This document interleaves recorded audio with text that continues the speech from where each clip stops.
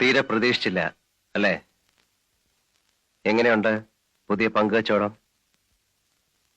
വഞ്ചനയും ചതിയും ഞാൻ വെച്ചു ഉറപ്പിക്കില്ല. ഇവിടെ ഒരു നിയമമേ ഉള്ളൂ. അത് നീ ആയിരുന്നാലും ശരി, ഞാനായിരുന്നാലും. നീ തന്നെ പറഞ്ഞ വാചകമാണിത്. പറഞ്ഞത് അബദ്ധമായി പോയെന്ന് ഇപ്പൊ തോന്നുന്നുണ്ട് അല്ലേ? ഞാൻ ആരെയും വഞ്ചിച്ചിട്ടില്ല, ചതിച്ചിട്ടുമില്ല. നിനക്കിഷ്ടമില്ലെന്ന് പറഞ്ഞോണ്ടല്ലേ?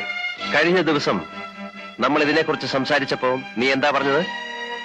എനിക്കിഷ്ടമല്ലാത്തത് നിനക്കും വേണ്ടെന്ന് അല്ലേ? നട്ടലുള്ള ആണായിരുന്നെങ്കിൽ നീ അന്ന് പറയണമായിരുന്നു നീ ഇത് ചെയ്യുമെന്ന്.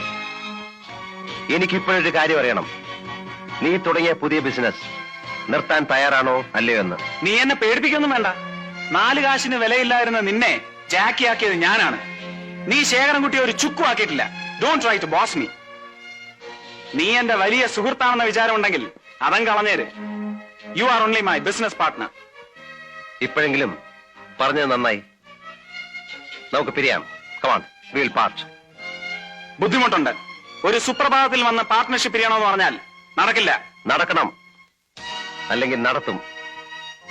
ഇന്നു മുതൽ നിനക്ക് നിന്റെ വഴി, എനിക്ക് എന്റെ വഴി. Lawrence. Jackie, you will regret. 32 ചേരിക്കാരുടെയും ആ പത്രക്കാരി പെണ്ണിന്റെയും പിൻബലത്തിലാണ് നീ ഇതൊക്കെ പറയുന്നതെന്ന് എനിക്കറിയാം. നാളെ സൂര്യൻ ഉദിക്കുന്നതിന് മുമ്പ് അവർ നിന്നെ തള്ളി പറയും. ശേഖരൻകുട്ടി, നീ മന്ത്രിയുടെ അല്ല ചക്രവർത്തിയുടെ മകനായാലും ശരി, നിന്റെ പെറുക്കിത്തരം നിന്നെ വിട്ടുപോകില്ല. I pity you bastard.